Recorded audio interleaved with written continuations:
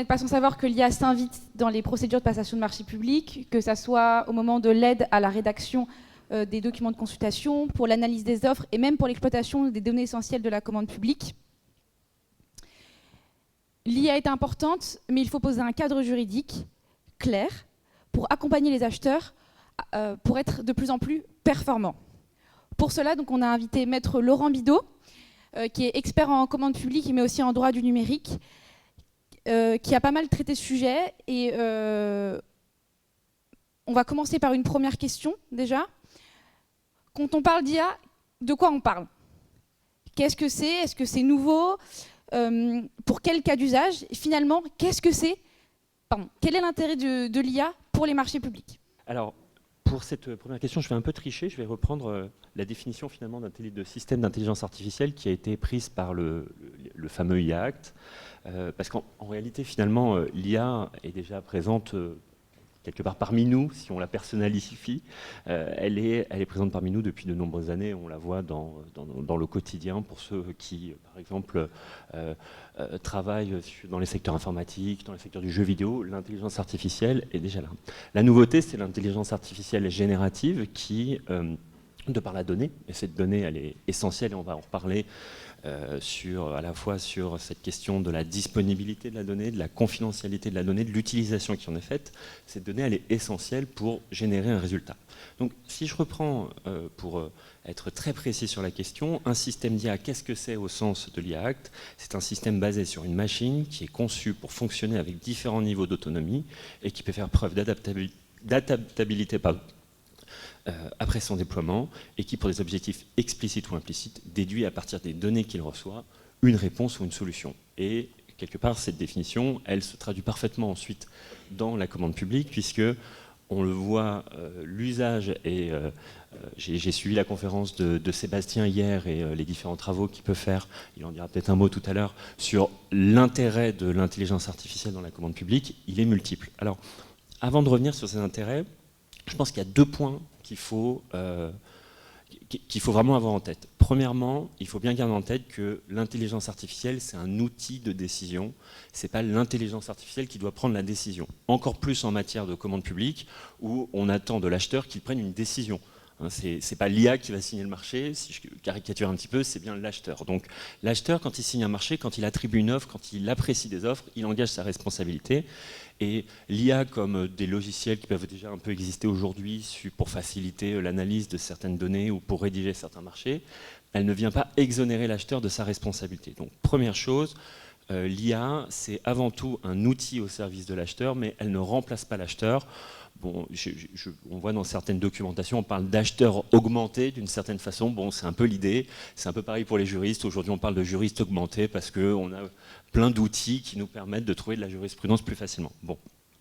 Deuxième chose, c'est la question de la protection des données. Là aussi, l'acheteur a une responsabilité concernant les données qu'il va traiter, qu'il va collecter quand il analyse des offres. Et comme je l'ai dit, et c'est pour ça que j'ai rappelé cette définition, l'intelligence artificielle ne fonctionne pas sans données. C'est-à-dire très concrètement, bon, vous avez tous ici dans la salle utilisé ChatGPT ou un équivalent.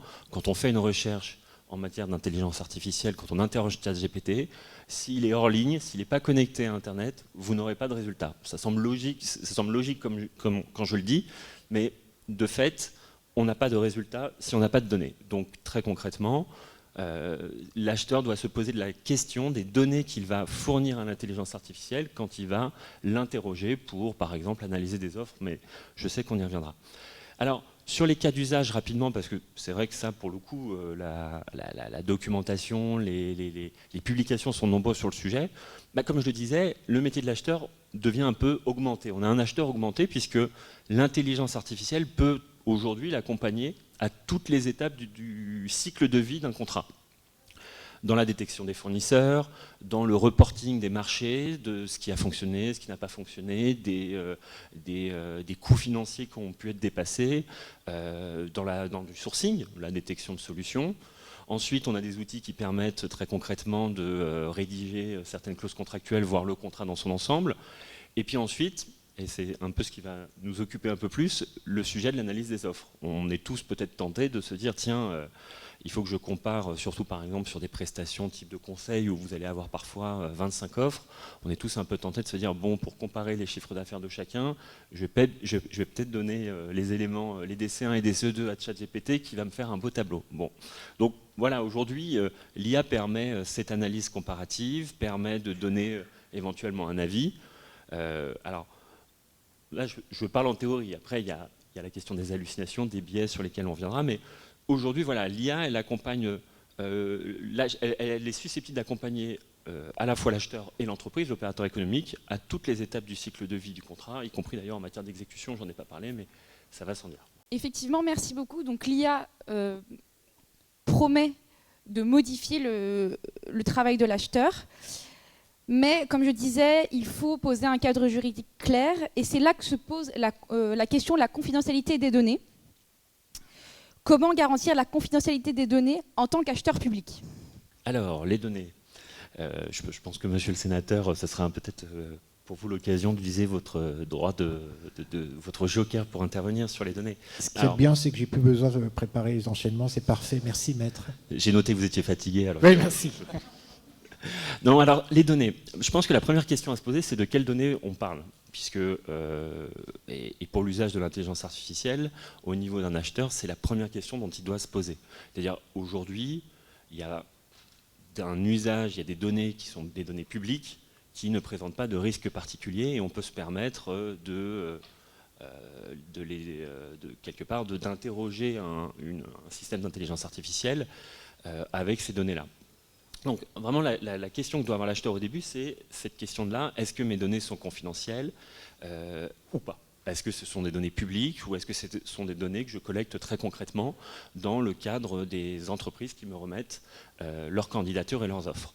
Bon, je n'apprends rien à personne ici, puisque je vois dans la salle qu'il y a de très nombreux acheteurs, que les informations qui sont collectées dans le cadre d'offres qui sont remises, elles sont par nature confidentielles, puisqu'elles sont protégées par le secret des affaires, par le secret industriel et commercial. Et donc, ces données-là, elles doivent être protégées par l'acheteur, c'est sa responsabilité. Outre des obligations liées au code de la commande publique, il y a aussi des obligations liées au RGPD, demain au Data Act ou à différentes réglementations qui s'appliquent. Donc, vraiment, la première question à se poser, c'est les données, quelles sont-elles? De quoi parle-t-on? Est-ce qu'elles sont confidentielles? Est-ce qu'elles sont sensibles? Avant de s'interroger sur leur utilisation dans un outil d'intelligence artificielle. On y reviendra sans doute, mais bon, il est clair que utiliser les données qu'on collecte dans un appel d'offres dans une intelligence artificielle, on va dire grand public, classique, type ChatGPT, Gemini, c'est totalement prohibé. Je veux dire, il faut savoir que les données qu'on va mettre dans une intelligence artificielle, elles vont ensuite servir à entraîner cette intelligence artificielle. Donc, quelque part, dès qu'on met une donnée, une information, que ce soit la recherche d'une adresse, d'une destination de vacances, ou le BPU de plusieurs entreprises pour pouvoir les comparer, ces informations sont ensuite utilisées pour entraîner l'intelligence artificielle et donc potentiellement elles peuvent être trouvées. Moi je vois beaucoup chez certains clients qui se disent non mais c'est pas très grave, c'est pas si confidentiel que ça, on parle d'un marché courant un peu de fourniture, c'est un bordereau de prix, il y a peu de chances qu'on tombe sur ces informations-là. De fait, c'est vrai que en fonction de la requête que vous allez faire au système d'intelligence artificielle, bon, il est peu probable qu'on puisse tomber sur le BPU d'un marché de fourniture. Mais n'oublions pas les obligations auxquelles sont soumis l'acheteur et les entreprises, les obligations légales, les contrôles qui pourront intervenir dans les années à venir avec notamment la CNIL. Donc il faut vraiment avoir en tête ces éléments-là. C'est peut-être le moment de demander à monsieur le sénateur ce que lui et sa commission ont pensé, est-ce qu'ils ont traité directement de l'IA dans la commande publique, et puis très rapidement, nous dire la teneur de votre proposition de loi, est-ce qu'elle va imposer encore aux acheteurs publics qui sont tellement surchargés de normes et de choses à respecter? Ce sujet, il est évidemment majeur. On n'a pas eu le temps dans le cadre de notre commission d'enquête, parce que je le rappelle, on a eu 4 mois au total. Normalement, la durée prévue est de 6 mois maximum, mais nous n'avons eu que 4 mois avec la trêve estivale qui ne peut malheureusement pas être mise à profit pour poursuivre les investigations. Donc dans ce temps limité, nous avons dû restreindre nos champs d'investigation. Mais pour autant, le sujet de la donnée en tant que tel, et c'est en cela que je voudrais réagir aux propos de Maître Bidault, était central. D'une part parce que c'est un sujet sur lequel, moi, à titre aussi personnel, j'ai beaucoup travaillé, je continue à travailler au sein de la région Bretagne, où nous avons notamment mis en place un observatoire des données de l'achat public dès le printemps 2022. Donc c'est pour nous une question absolument décisive. Et donc c'est peut-être le point, la nuance que je mettrais au propos de Maître Bidault au regard des conclusions auxquelles nous sommes parvenus, recommandations qui ont été adoptées à l'unanimité, c'est que notre conviction aujourd'hui, c'est que l'ensemble des données détenues, produites par les pouvoirs publics doivent être considérées comme des données sensibles. Alors ensuite, il y a des degrés de sensibilité, évidemment, mais par définition, nous devons adopter ce réflexe-là, parce que sur le fond, en théorie, je suis plutôt d'accord avec ce qu'a dit Maître Bidault, mais si vous vous projetez dans une collectivité, alors c'est des collectivités de certaines tailles quand même, parce que l'utilisation de l'intelligence artificielle générative va demander des compétences quand même particulières. Il va y avoir tout l'enjeu de la professionnalisation, de la montée en compétences qui justifie probablement des formes de mutualisation ou de partage, on l'a évoqué dans notre rapport, au moins à l'échelle des intercommunalités, sans que ça n'ait de caractère contraignant. Mais la réalité, c'est que si vous dites, là je parle un peu en tant que praticien, si vous dites pour certaines données, vous pouvez avoir recours à des solutions type ChatGPT, parce qu'en effet, à partir du moment où vous entraînez ces intelligences artificielles-là, les données que vous leur confiez deviennent propriété, de fait, des firmes qui sont soumises à des législations en plus extraterritoriales. Donc vous nourrissez la bête, en fait, sans qu'elle ait le moindre effort à faire. Si vous introduisez cette nuance-là, vous vous exposez au risque, très concrètement, qu'au quotidien, il y ait des erreurs. C'est-à-dire qu'une fois sur deux, par inattention, par méconnaissance, vous avez un jeune acheteur qui vient d'arriver, vous avez beau avoir fixé la règle, le process, on le voit sur des sujets moins sensibles, ça se produit déjà, vous tombez du mauvais côté de la pièce. Donc nous, l'idée, ce qu'on a évoqué à travers nos recommandations sur la sécurisation des données, c'est de dire, par principe, toutes les données produites et détenues par les pouvoirs publics sont des données sensibles. Et donc, à ce titre-là, la règle de base numéro 1, c'est immunité aux législations extraterritoriales. Et c'est le sens de la proposition de loi dont vous avez rappelé l'existence, qui date... je suis un mauvais élève, je pensais avoir éteint. Désolé. Qui date du début du mois d'octobre, qui est à l'initiative du rapporteur de la commission d'enquête, Dany Wattebled. L'objectif, c'est vraiment le premier niveau de sécurité. Alors, on a eu des échanges dans le cadre de la commission d'enquête sur ces dispositifs qui semblent tout à fait compatibles avec le droit national et européen, et aujourd'hui absolument indispensables. Parce qu'encore une fois, mais j'ai encore eu des échanges hier avec des responsables au sein de l'État, on est en retard dans la prise de conscience aujourd'hui. C'est absolument dramatique. Et d'ailleurs, je ne sais pas si vous avez lu comme moi la tribune de Nicolas Dufourcq, président directeur général de la Banque publique d'investissement. Je ne pense pas qu'on puisse le qualifier de crypto-communiste. Si vous regardez sa tribune, il dit clairement qu'il faut fermer l'Europe. Il faut fermer l'Europe. Enfin, encore une fois, on est dans un moment de tension, vous l'avez rappelé, etc. Il ne s'agit pas de faire paniquer tout le monde. Mais sur ce sujet des données, comme sur bien d'autres enjeux économiques, si nous n'y prenons pas garde, et là, ce n'est pas un horizon de quelques décennies, hein, c'est au pire quelques années, la France et l'Europe, en tout cas on en est convaincus, peuvent sortir de l'histoire. Et donc, nous considérons que la commande publique, dans son acception très large, doit être mise à profit pour soutenir, renforcer notre autonomie, en particulier sur le sujet des données. Donc, moi, je l'axerai de cette façon-là au regard de nos recommandations, et de la même façon que nous avons écrit qu'il fallait privilégier les solutions intégralement souveraines. Sur l'intelligence artificielle générative, il y a aujourd'hui des solutions françaises, européennes, qui font leurs preuves, qui sont extrêmement compétitives, performantes. L'objectif, c'est de travailler en bonne intelligence avec ces solutions-là, pas tant pour faire du protectionnisme mais pour sécuriser nos données, sécuriser l'intérêt général de nos concitoyens et de nos entreprises. Maître Bidot l'a rappelé avec beaucoup de justesse. Merci beaucoup. Effectivement, c'est un enjeu central. Donc, moi, j'aurais une autre question. Ça sera la dernière. Ça sera la dernière. On en a parlé en introduction, vous en avez parlé en introduction. On va s'intéresser au rôle de l'IA dans l'analyse des offres. C'est un sujet de grande préoccupation pour les acheteurs. Est-ce que c'est possible et quels sont les risques ? Aujourd'hui, on s'aperçoit qu'avec l'IA générative, jour après jour, tout est possible. Donc il est parfaitement possible aujourd'hui de demander à une intelligence artificielle de comparer les mérites respectifs d'une offre, comme je le disais tout à l'heure, le BPU remis par chacune des entreprises pour faciliter quelque part le travail de l'acheteur, qui ne doit pas, cette facilitation du travail ne doit pas aller vers une prise de décision de la part de l'IA. Donc c'est parfaitement possible. Alors, c'est pas sans risque, la confidentialité, on en a parlé. Effectivement, là-dessus, je rejoins le propos de monsieur le sénateur sur le sujet. C'est une logique plus vaste qu'il faut avoir. C'est-à-dire qu'il faut avoir à la fois une conception en termes de données, identifier les données qui sont sensibles, où est-ce qu'elles sont stockées, et se doter d'une IA en interne, avec les coûts que ça représente et les coûts de formation, une IA en interne qui est souveraine.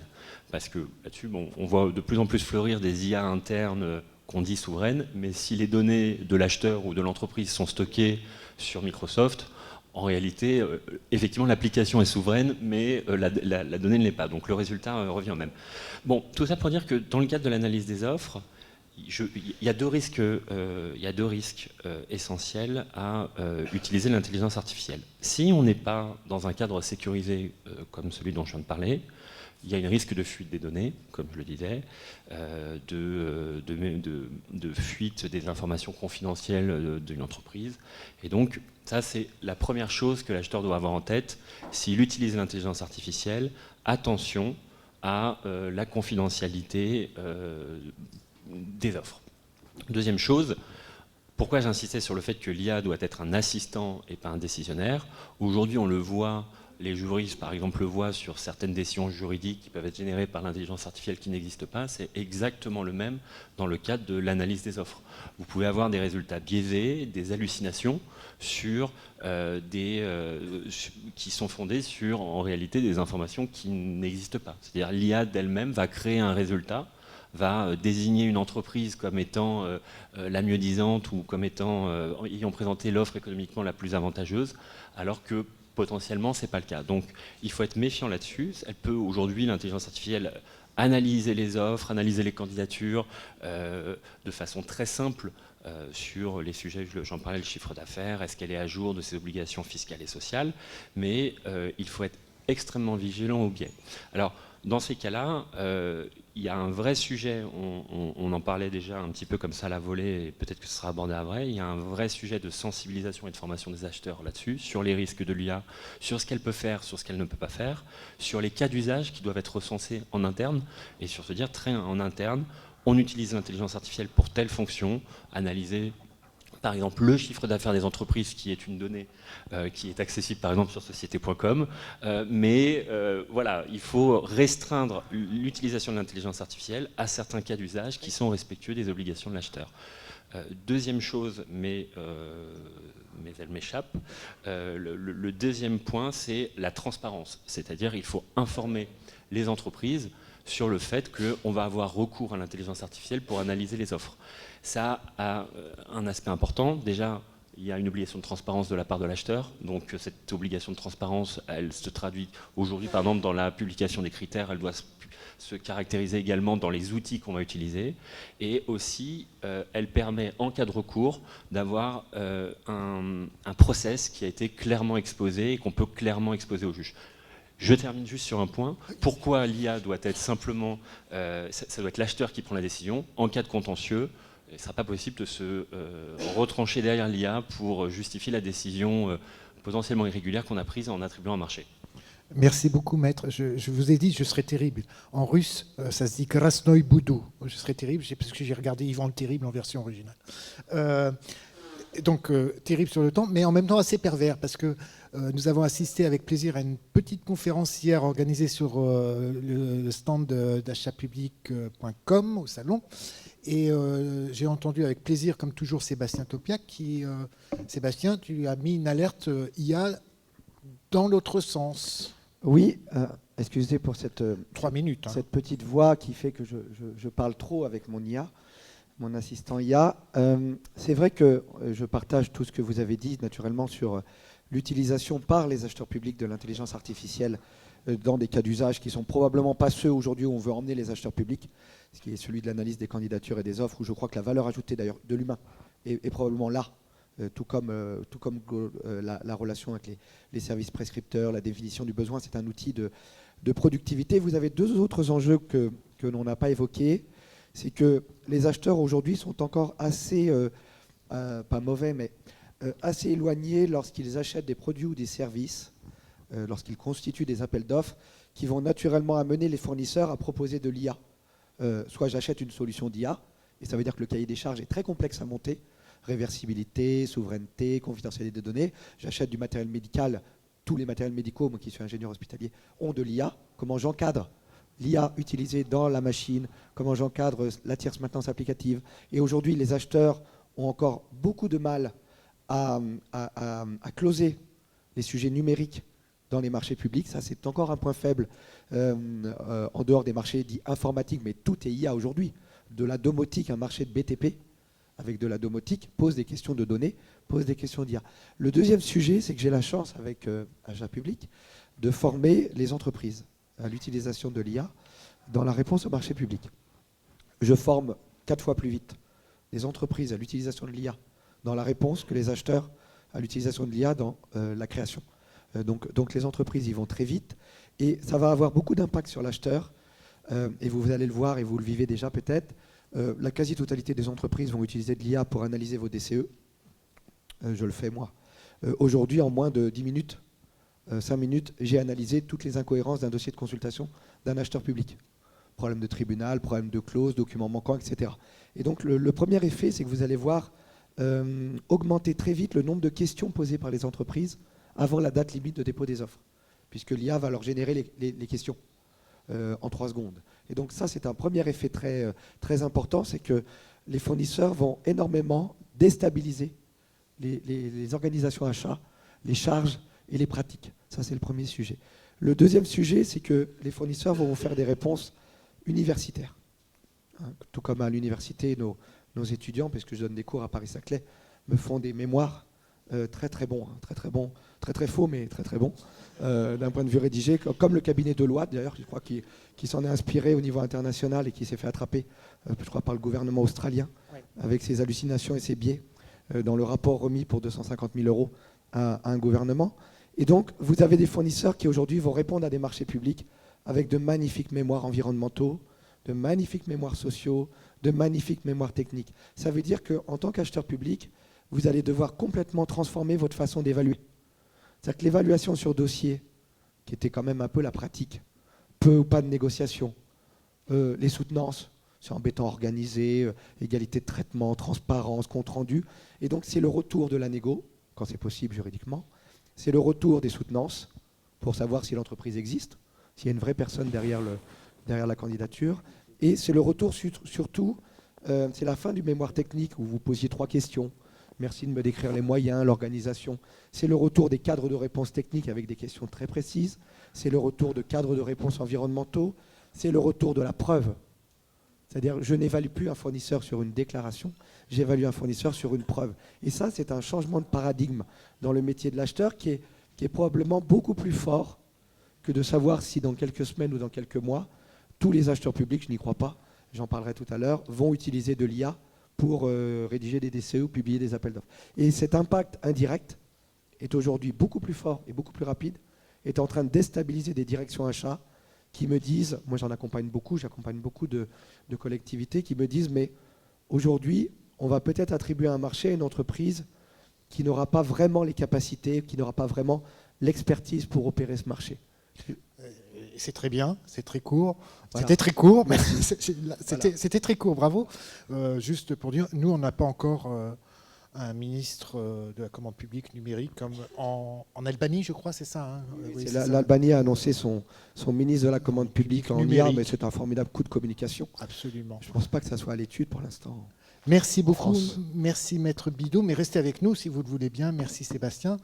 Nous allons passer à la question Maître Pérical sous la tendre férule de mon ami et collègue néanmoins, comme quoi c'est pas impossible, Mathieu Laugier. Et on va parler peut-être, certainement même, puisque c'est prévu, de responsabilité financière des gestionnaires publics avec Maître Pérical. Comme je le disais tout à l'heure, il a été le premier, je crois, à avoir signalé aux acheteurs publics qu'il y avait quand même une petite zone de risque. Mais je laisse la parole, parce que je parle trop, à Mathieu. Merci beaucoup Jean-Marc pour mon introduction. Alors oui, on a parlé de l'IA, donc il y a encore un domaine où l'IA par contre ne pourra jamais remplacer l'homme, c'est d'être responsable de ses actes devant le juge financier.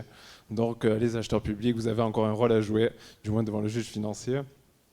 Alors on a souhaité reparler justement de cette réforme de la responsabilité financière des gestionnaires publics qui est entrée en vigueur depuis 2023.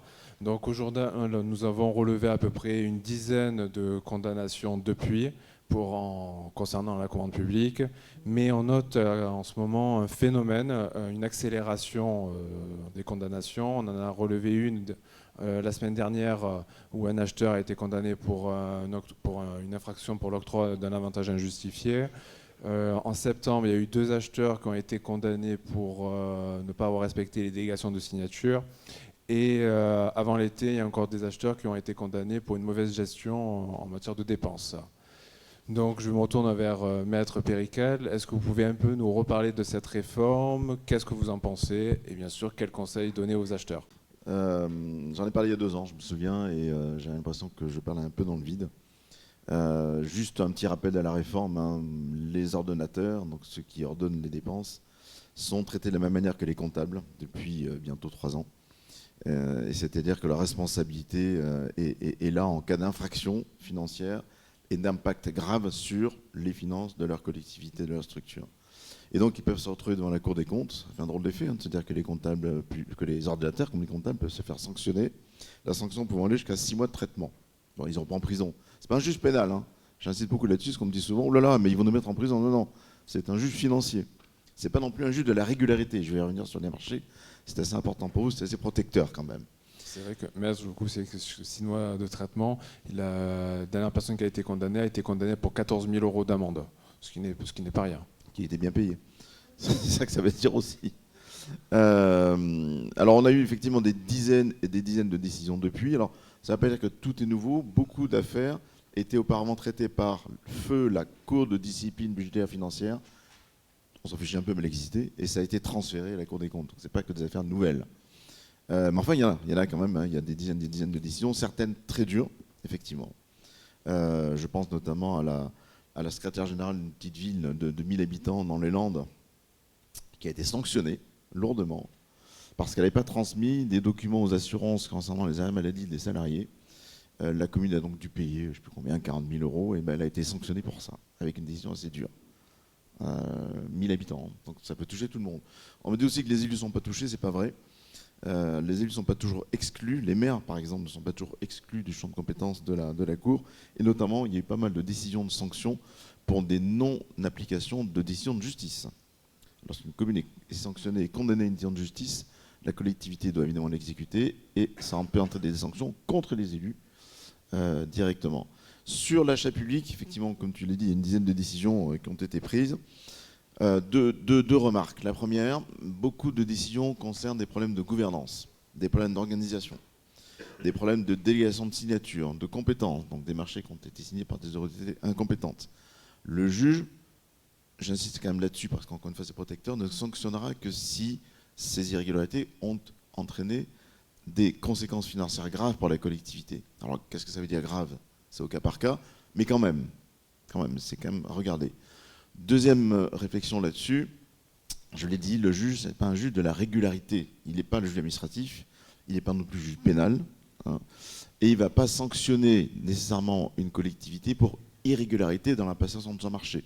J'ai une affaire en tête qui avait fait beaucoup de bruit à l'époque. C'était une société de public local, la société, la SPL Alpes Expo. Je ne sais pas si vous avez entendu parler de cette décision qui est remontée en appel d'ailleurs, où une directrice avait été nommée à la tête de cette société à Grenoble et a fait tout et n'importe quoi, et notamment avait passé des marchés sans concurrence pour pouvoir alimenter son mari qui était fan de golf. Il lui payait des billets d'avion, enfin, c'était pas mal. Il y a une enquête pénale derrière, hein. La Cour des comptes n'est pas le juge pénal, encore une fois. Et il y a une question de marché. La question qui a été posée au juge était la suivante. Est-ce que le fait de ne pas respecter la réglementation, la concurrence, etc., de la passation des marchés, est-ce que c'est condamnable par la Cour des comptes?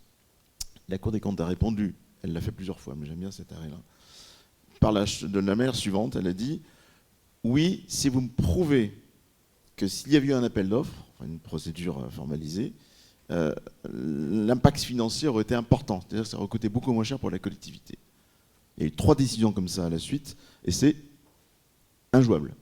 C'est-à-dire que chaque fois la Cour a répondu en disant « C'est indémontrable. Allez démontrer que s'il y a eu un appel d'offres, ça aurait coûté beaucoup moins cher, beaucoup moins, il faut qu'un impact financier soit important, que s'il n'y a pas eu d'appel d'offres. » Donc c'est plutôt protecteur pour vous, ça veut dire qu'on fait n'importe quoi.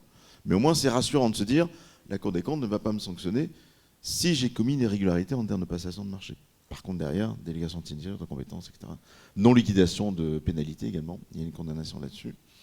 Mais voilà, ce qui ne nous empêche pas de prévenir vos risques, de faire des préventions. Ce que je vous conseille, puisqu'il faut que je donne des conseils apparemment, ce que je vous conseille, il y a beaucoup d'enquêtes de CRC aujourd'hui. J'imagine que certains d'entre vous le savent et ont pratiqué ça.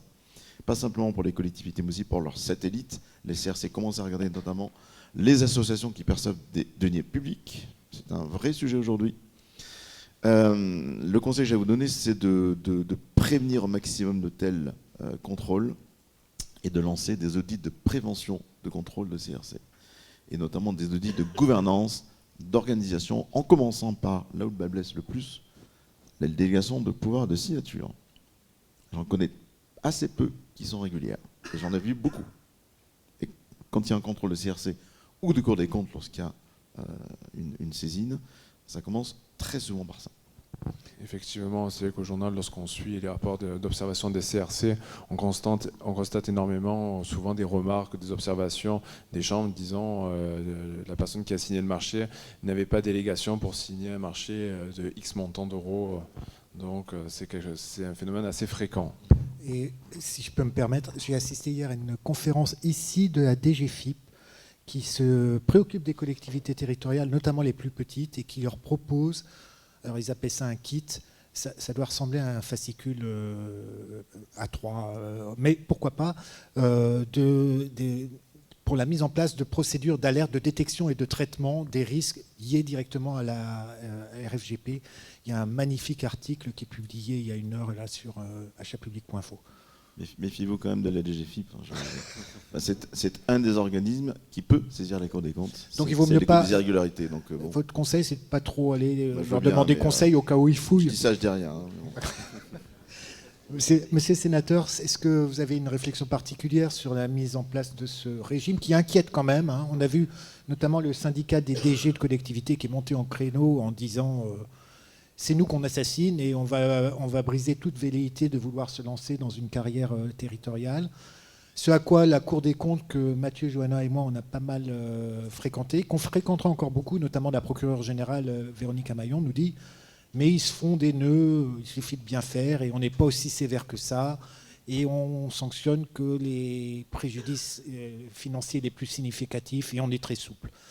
J'avais une question pour vous. Donc, qu'est-ce que ça vous inspire? Est-ce que ça va dans le bon sens de peut-être pénaliser? Eux ne disent pas pénaliser, ils disent former ou le terme n'est pas exact, je vais retrouver, redresser. C'est protéger les deniers publics. Protéger les deniers publics et aller vers une meilleure gestion. Ça vous parle comment en tant que...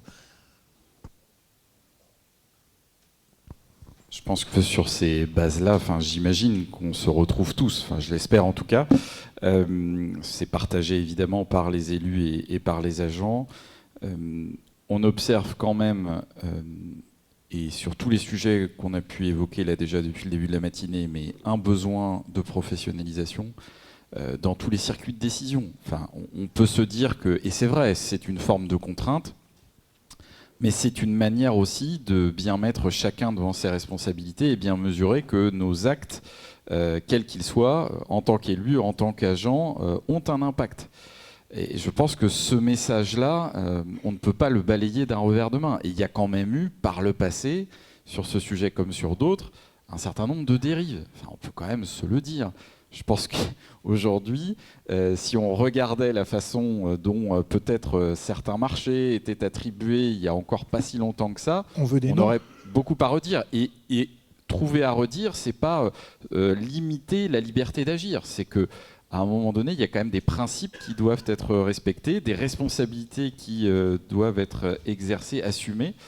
Donc moi je suis plutôt partagé, j'entends les contraintes et notamment pour les plus petites collectivités et ça renvoie de mon point de vue sur le sujet des marchés de la commande publique aux besoins de mutualisation.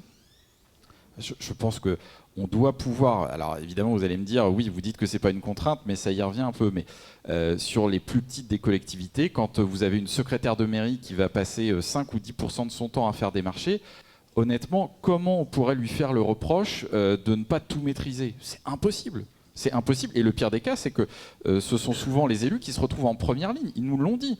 Il suffit que la secrétaire de mairie soit en plus en arrêt, etc. Ils se retrouvent à faire eux-mêmes des documents de consultation, etc. Et ça les place dans une situation, de très grand stress, complètement entendable. Donc, je pense que c'est quand même un outil de régulation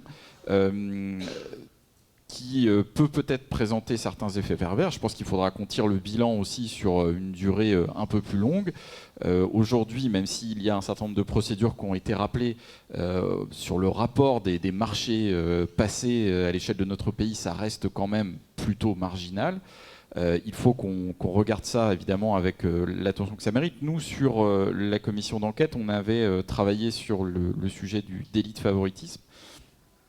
Donc là aussi, pour essayer de trouver le bon point d'équilibre, quand c'est ce que nous avons écrit, quand c'est pour un motif d'intérêt général impérieux et qu'il n'y a pas d'intérêt personnel en jeu, on doit pouvoir faire preuve d'une certaine latitude. Et je ne sais pas si vous avez suivi les débats là, autour de la proposition de loi relative au statut de l'élu, notamment sur le conflit d'intérêts public-public. Bon, il y a eu pas mal d'allers-retours entre Matignon, l'Assemblée et le Sénat, mais nous avons abouti à une rédaction qui n'est peut-être pas parfaite sur tous les plans, mais devrait permettre là aussi de clarifier les choses et de bien dire que quand les élus n'ont pas d'intérêt personnel et qu'ils ne pouvaient pas faire autrement, il n'y a pas lieu de les poursuivre. Donc c'est ce curseur-là, cette ligne de crête qu'il faut emprunter. Je ne dis pas qu'on y parvient toujours, mais en tout cas, ça me semble nécessaire de ne pas balayer ça d'un revers de main parce que ces contraintes-là, elles ont aussi leur utilité.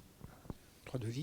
J'allais dire, voilà, Jean-Marc, est-ce qu'on a encore le temps pour parler des 3 devis ? Si Maître Pérical est capable, mais je sais capable, de parler de 3 devis, faire un petit point en 45 secondes. Top.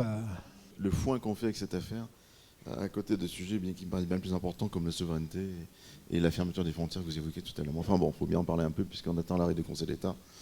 Que dire On a une jurisprudence effectivement de Nantes qui nous dit, me semble-t-il à juste titre, vous êtes en dessous des seuils, il n'y a pas d'obligation particulière des garde-fous, il faut respecter la demande des 3 devis qui d'abord n'est pas obligatoire, contrairement à ce que j'entends ici et là. Si vous la mettez en place, c'est une règle de bonne gestion d'argent public, pourquoi pas. Et pour moi, je suis assez d'accord pour dire qu'on n'est pas dans le cadre des MAPA, sauf si on a envie de le faire. C'est une question de volonté. Juste une petite incise, il me reste 15 secondes, j'en profite. Jean-Marc. Il y a d'autres questions qui se posent, que me posent beaucoup de collectivités. Par exemple, on en parlait tout à l'heure, quid des demandes d'attestation fiscale et sociale, puisque normalement ça se fait dès 5 000 €. Qu'est-ce qu'on fait lorsqu'on demande des devis ? Quid de l'obligation des contrats écrits à partir de 25 000 €? Comment ça se matérialise? C'est très concret tout ça. Quid, bon on s'en fout un peu parce qu'il n'y a pas de sanction, mais quand même, de la transmission des données à partir de 25 000 €. Ça, c'est des questions concrètes qui se posent. Donc c'est bien de dire... 1 euro bientôt peut-être.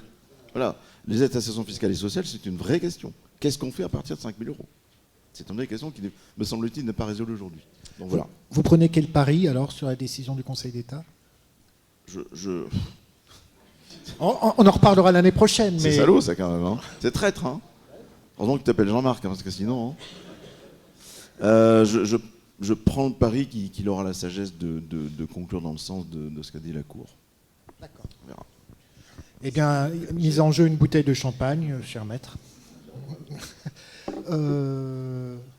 Non, j'allais dire effectivement, c'est un petit peu les échos aussi que nous entendons. Les antennes de Mathieu vont dans le même sens que les préconisations de maître Péricane. Merci beaucoup, maître. On a pris évidemment pas mal de retard et même si j'ai prévu une marge, je vais quand même demander à notre dernier intervenant direct, puisque vous êtes tous susceptibles et loisibles d'intervenir. Je vais demander à Sébastien Topiac, expert consultant et fondateur de ST Agency, de nous livrer ses propositions. Et je profite donc peut-être de la présence de Monsieur le Sénateur. Vous devez partir dans pas longtemps, c'est ça? Peut-être, Sébastien, de te livrer un retour hyper critique. Sur le rapport du rapport sénatorial. On en a discuté un petit peu. Tu as publié chez nous une tribune. Tu as relevé 1 ou 2 points irritants, on va dire ces termes un peu en ce moment, et 2 ou 3 points positifs. Je l'ai mis dans ce sens-là, c'est super. Non, merci, et je vais aller assez vite pour permettre à Monsieur le Sénateur de nous quitter. Ce rapport sénatorial, et je crois qu'il faut le saluer, a le mérite de poser les vraies questions. 67 propositions, c'est peut-être un peu beaucoup, en espérant qu'un certain nombre seront naturellement traduites dans les faits. Je pense qu'il manque, je l'ai dit dans la tribune, un petit chapitre sur le sujet de la comptabilité publique. C'est-à-dire qu'aujourd'hui, on évoque beaucoup le sujet du passage du prix au coût global pour avoir une approche beaucoup plus, d'ailleurs, peut-être beaucoup plus patriotique sur les solutions, les achats. Et je pense que la réforme ou la refonte de la comptabilité publique, qui a plutôt une approche annualisée et qui amène plutôt les acheteurs publics à prendre des décisions sur le prix davantage que sur le coût, a probablement un effet pervers qu'il faudra peut-être regarder à l'avenir. Alors moi, j'ai beaucoup aimé dans ce rapport cette image d'avion. Ça fait des années que j'ai des convictions non pas sur l'aviation, mais c'est-à-dire que la commande publique, du haut de mes 25 ans, c'est, alors vous dites un avion sans pilote, je crois sans pilote et peut-être sans tableau de bord, et il n'y a aucun indicateur. J'ai fait une tribune, on ne sait toujours pas si c'est 100, 200, 300 milliards. Bon, on n'est peut-être pas à 100 milliards près, quoique, on ne sait pas. On n'a pas de chiffres, on n'est pas très fiable. L'OECP fait ce qu'elle peut, personne ne publie les données, il n'y a pas de sanctions. Donc, tant qu'on n'y verra pas clair, c'est difficile. Alors, on a un avion qui est un charter, d'ailleurs plus qu'un avion. 135 000 pouvoirs adjudicateurs ou entités adjudicatrices en France, 250 000 en Europe. La moitié des acheteurs publics européens sont chez nous. Ça pose des questions de taille critique, de professionnalisation. Je crois que le sujet important, c'est que cet avion qui depuis des années vole, ce charter qui vole avec des personnes certes motivées, mais insuffisamment reconnues, les acheteurs publics de manière générale, insuffisamment payés, augmentés peut-être par l'IA, mais en tout cas pas d'un point de vue salarial, des acheteurs à qui on refuse des investissements en formation, des investissements en médias d'information, en outils souverains, parce que ça coûte un peu d'argent. Eh bien, ce charter, il a toujours volé depuis des années dans un ciel très bleu. Aujourd'hui, le ciel s'assombrit, géopolitique, économique, environnementalement parlant. Et donc, naturellement, les turbulences commencent à se présenter de manière très forte. Et donc, moi, je suis un fervent défenseur de la mutualisation. Alors, il y a eu un débat avec l'UGAP du Sénat, et j'y ai travaillé 20 ans, et donc je pense qu'il faut naturellement ne pas voir probablement dans cette centrale d'achat publique unique l'arbre qui cache une forêt. Il y a des enjeux de professionnalisation, de mutualisation. Cette centrale a apporté, et j'espère y avoir contribué dans le secteur de la santé, beaucoup de performances et de réponses aux hôpitaux publics. La mutualisation, elle est indispensable. On parlait de l'IA. L'IA, elle ne va pas pouvoir se déployer sur 135 000 entités adjudicatrices ou pouvoirs adjudicateurs.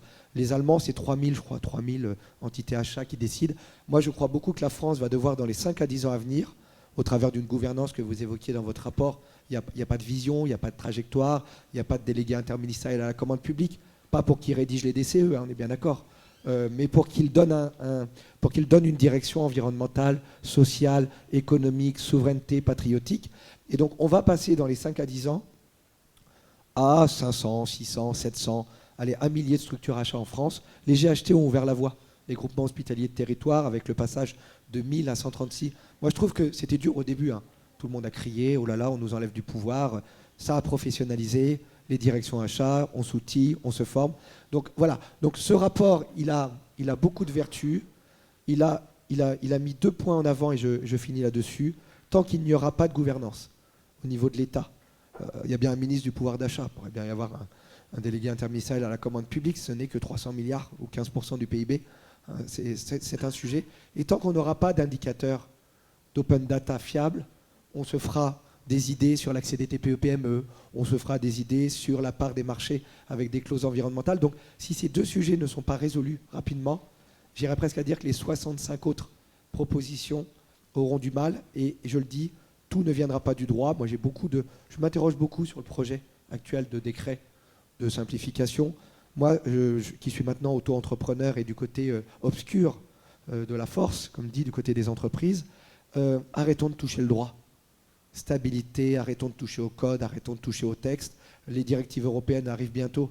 Elles vont encore toucher le code de la commande publique. Et puis, changeons les pratiques. Mutualisons, professionnalisons, outillons, investissons. Et je pense qu'on aura probablement les leviers pour répondre à des enjeux qui sont aujourd'hui beaucoup plus importants. Et tu l'évoquais en introduction, Jean-Marc.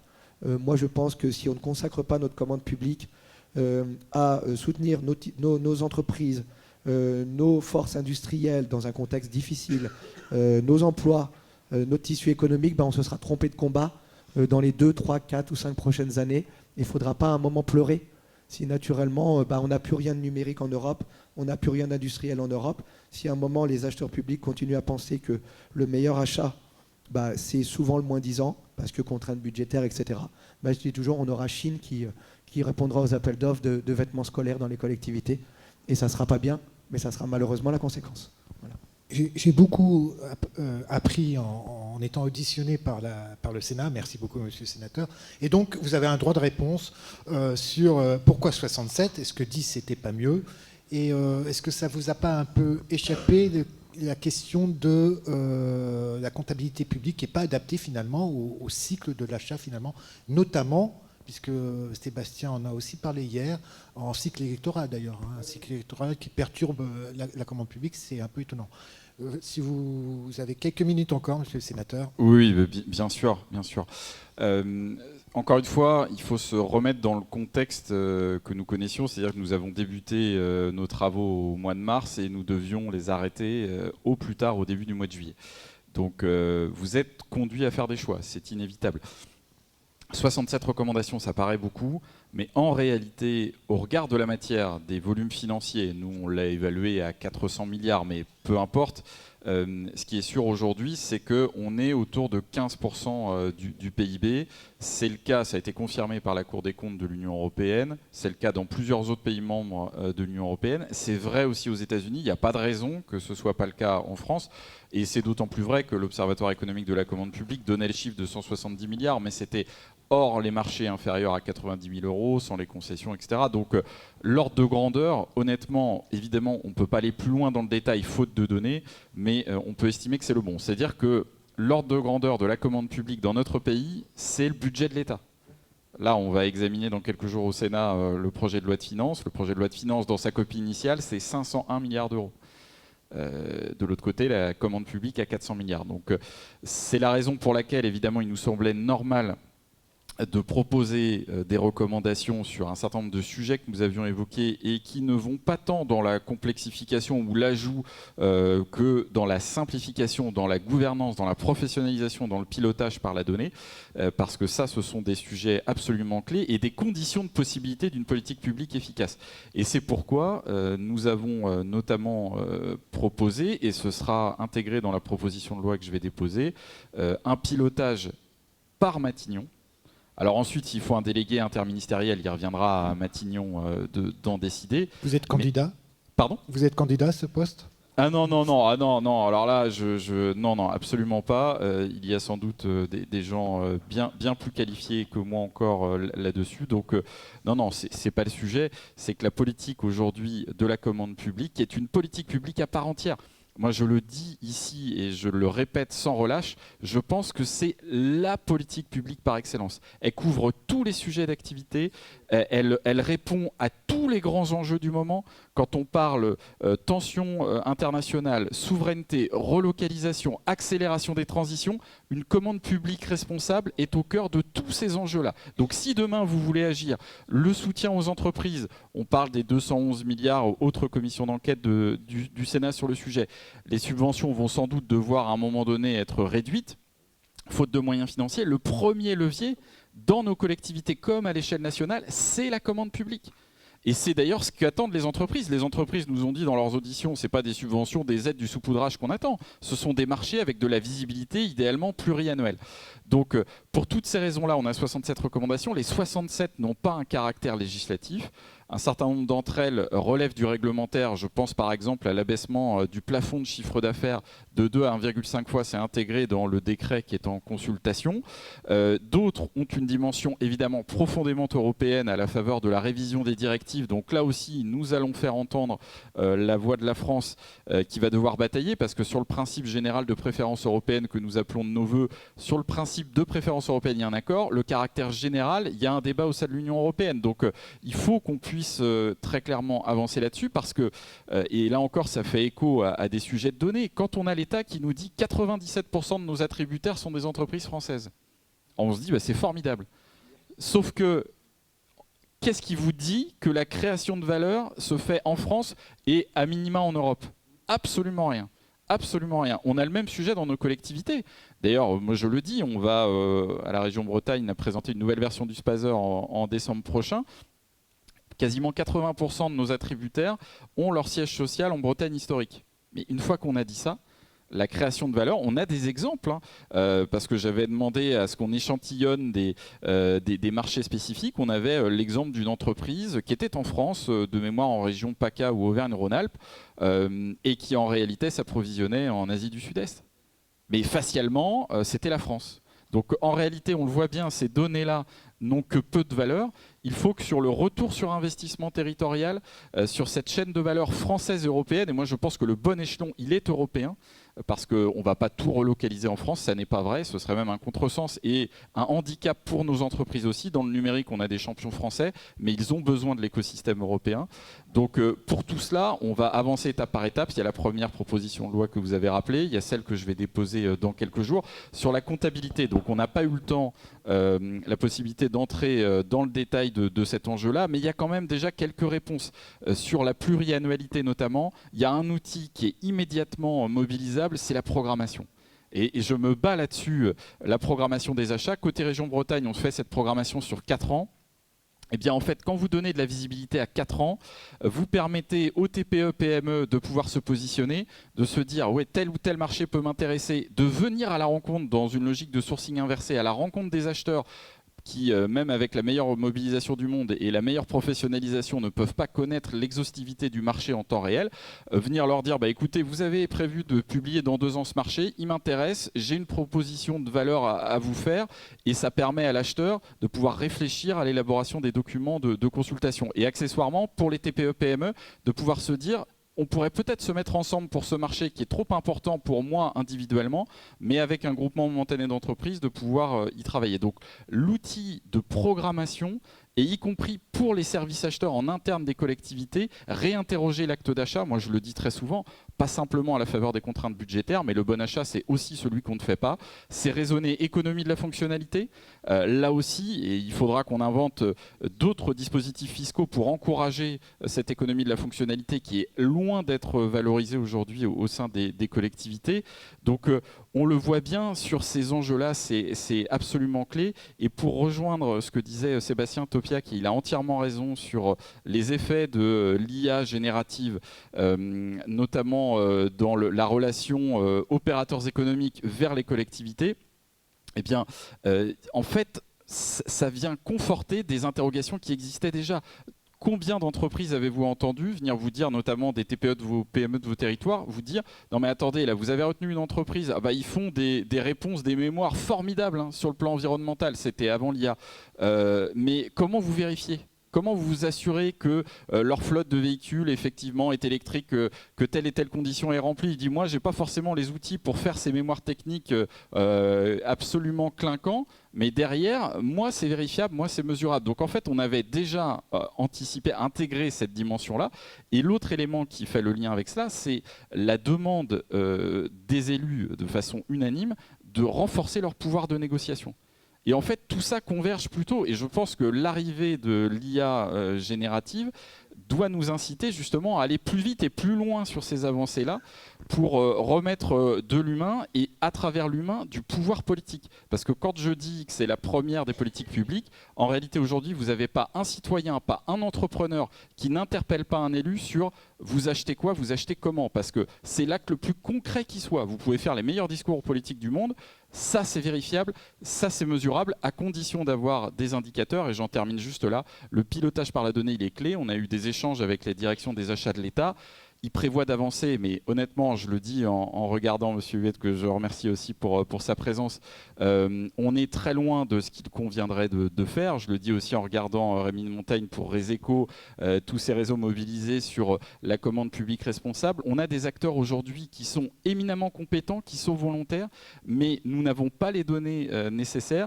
Et c'est pour ça que nous, on plaide pour la remontée de données, en effet, dès le premier euro. Il faut qu'on trouve des schémas. Et là, l'IA, y compris générative, pourrait nous aider, je pense, à aller plus vite et plus loin. Mais ça paraît technique alors qu'en réalité c'est politique, parce que demain, vous identifiez vite les axes d'amélioration, là où vous êtes bon, là où vous êtes moins bon. Vous permettez de flécher l'argent public de façon beaucoup plus efficace et ciblée. Donc ça doit faire partie des sujets que les parlementaires, les élus locaux doivent porter. Et le dernier message que j'ai déjà fait passer à l'État, c'est que l'État a souvent un train de retard sur les collectivités, sur les opérateurs dans les territoires. C'est pour ça que j'entends la remarque sur les pouvoirs adjudicateurs.